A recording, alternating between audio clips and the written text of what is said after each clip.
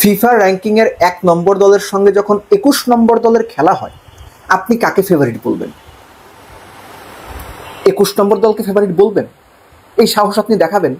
এই কারণে আর্জেন্টিনার বিপক্ষে অস্ট্রিয়া ফেভারিট, এটা কি বলার সাহস আপনার আছে? যদি থাকে, আপনি আসলেই ভাই অনেক সাহসী মানুষ এবং আপনার জন্য করতালি। আপনি আসলে স্পেশাল। এবং একই সঙ্গে অস্ট্রিয়া যদি আর্জেন্টিনাকে হারিয়ে দিতে পারে, সেটাও তাদের জন্য অনেক অনেক স্পেশাল একটা ঘটনা ঘটবে এবং এই বিশ্বকাপের জন্য বিরাট নিউজ, স্পেশাল ঘটনা।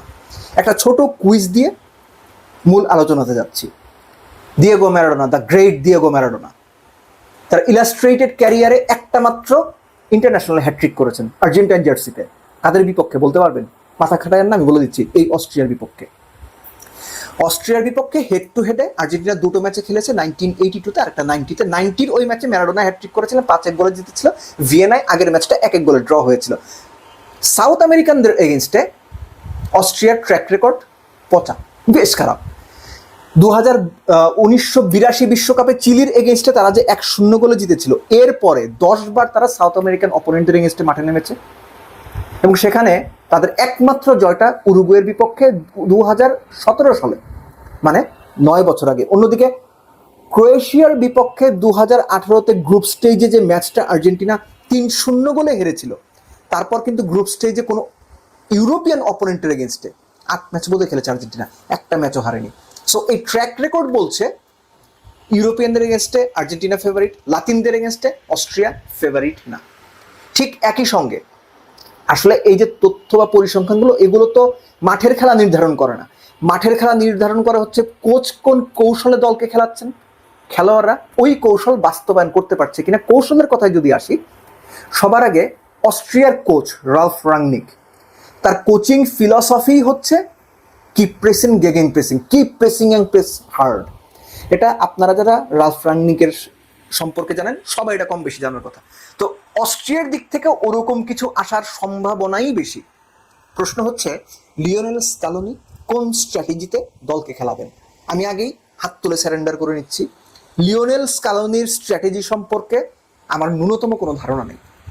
যে কোচ বিশ্বকাপের মতো জায়গায় 5 ম্যাচে টানা 5 ম্যাচে 5টা ভিন্ন ভিন্ন রকম ফরমেশনে দলকে খেলাতে পারেন, তার নিয়ে বা তার ফরমেশন নিয়ে চিন্তা করে মাথা নষ্ট করার কোনো কারণ নাই। খোদাই প্যাচ লাগবে, দরকার আছে? খেলা দেখলেই তো বুঝবো।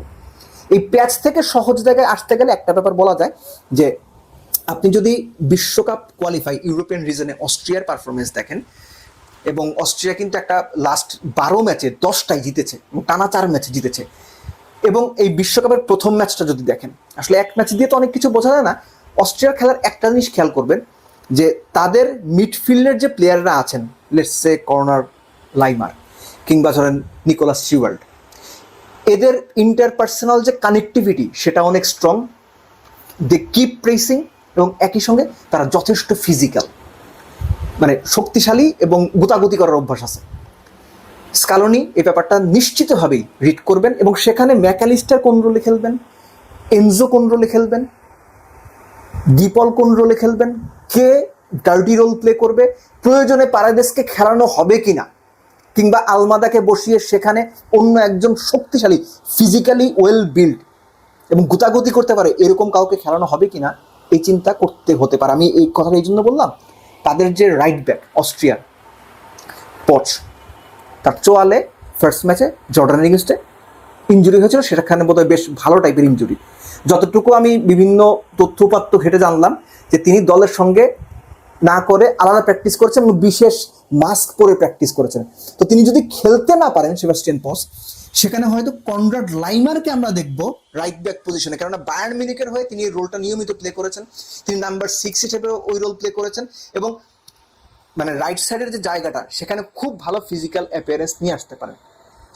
শিওয়াল্ডের কথা যদি বলেন, তিনি এবং তার টিমমেট, কিন্তু আপনারা জানেন যে আরবি লাইপজিগে খেলেন, দুজনে মিলে নাম্বার 6 এবং নাম্বার 8 এই দুটো পজিশনে যে কানেক্টিভিটিটা তৈরি করেন, সেটাও আর্জেন্টিনার জন্য একটা বড় সমস্যা তৈরি করতে পারে। এখানেই শেষ না, মার্সেল সাবিৎজার কতটুকু প্রেস করতে পারেন, লেফট উইং দিয়ে কিভাবে ভার্সেটাইল হয়ে ঢুকতে পারেন কিংবা কিভাবে তিনি মিডফিল্ডে ডার্টি রোল প্লে করতে পারেন, এগুলো সম্পর্কে আপনারা জানেন, দেখেছেন, বায়ার্ন মিউনিখে দেখেছেন, কিংবা ধরেন যে বরুসিয়া ডর্টমুন্ডেও আপনারা দেখছেন। সো আর্জেন্টিনার কাছে সব রকম প্রস্তুতি রাখার মতো রিসোর্সেস আছে, এটা নিয়ে তর্ক করার কোনো সুযোগ নাই। কথা হচ্ছে আর্জেন্টিনা ঠিক কিভাবে প্রসিড করবে। লাস্ট ম্যাচের পর আমি বলেছিলাম যে আর্জেন্টিনার যে দুই উইং ব্যাক, তাদেরকে আপনি ঠিকঠাক মতো ওপরে ওভারল্যাপ করতেই দেখেন নাই। আর্জেন্টিনার স্ট্র্যাটেজি ছিল ওইটা 4-4-2-তে খেলে অপোনেন্ট ঠিকঠাক মতো যেন বারের দিকে আসতে না পারে, এটা মাঝখানে আটকে দেওয়া। তার প্রমাণ ছিল এই যে 6টা বোধহয় শট নিয়েছিল আলজেরিয়া আর্জেন্টিনার এগেনস্টে, একটা শটও বারে জানে। সো তারা ওই জায়গাটাই অ্যালাউ করে নাই, একবারের জন্য জায়গা অ্যালাউ করা হয়েছিল এবং ওইটাই গোল হয়েছিল। খেয়াল করে দেখেন, যদিও অফসাইড ছিল, ওই একটাই গোল হয়েছিল। আর্জেন্টিনা সতর্ক হয়ে গিয়েছে তারপরে। এখন কথা হচ্ছে যে রাইট উইংয়ে কাকে খেলানো হবে, মলিনা নাকি মন্টিয়াল? আমরা দেখি যে একজনকে এক হাফ খেলানো হয়, আরেকজনকে আরেক হাফ খেলানো হয়। লেফট উইংয়ে মেদিনা থাকবেন, এটা মোটামুটি নিশ্চিত, এবং একই সঙ্গে আপনার মার্টিনেস, রোমেরো দুজনে সেন্ট্রাল ডিফেন্সে থাকবেন। তো সব মিলে আর্জেন্টিনার যে রিসোর্সেস রয়েছে, এই রিসোর্সেস অস্ট্রিয়াকে হারানোর জন্য যথেষ্ট, এটা আমি বিশ্বাস করি, এবং কনভিনসিংলি হারানোর জন্য যথেষ্ট, ধুকে ধুকে হারানোর জন্য মতো না, একদম ভালো খেলে ডমিনেট করে খেলে হারানোর জন্য যথেষ্ট।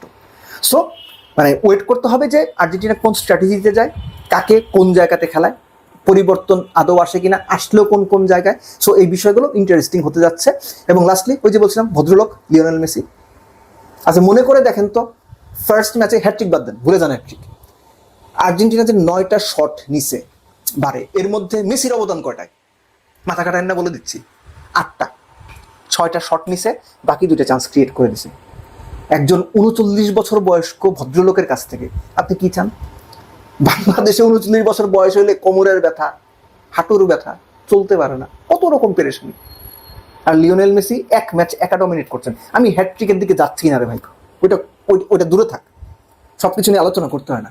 So when you have someone named Lionel Messi, আপনি কিছু বুঝবেন না। দর্শক যেমন বোঝে না কি পাস দিল, কোত্থেকে গোল করলো, কেন করলো, কিভাবে হইলো, অপোনেন্টও বুঝে না কই পাস দিল, কেন দিল, কিভাবে দিল, গোল হয়ে গেল, কিছুই তো বুঝলাম না। Lionel Messi discussion, Lionel Messi কোথায় দাঁড়াবেন, কি করবেন, এটা খেলার সময় আমরা দেখবো না, আমরা এনজয় করবো। আমরা না, পুরো পৃথিবীর ফুটবল ভক্তরা এনজয় করবে। সো ওই ভদ্রলোককে সরিয়ে রেখে বাকি আর্জেন্টিনা টিম নিয়ে আলোচনা হইতে পারে যে তারা কে কোথায় খেলবে। সো অস্ট্রিয়ার এগেনস্টে আর্জেন্টিনা প্রথম ম্যাচে যে ধরনের থ্রেট ফেস করেছে বা যে ধরনের চ্যালেঞ্জেস ফেস করেছে, এক্সপেক্টেড তার চেয়ে বেশি চ্যালেঞ্জ ফেস করবে।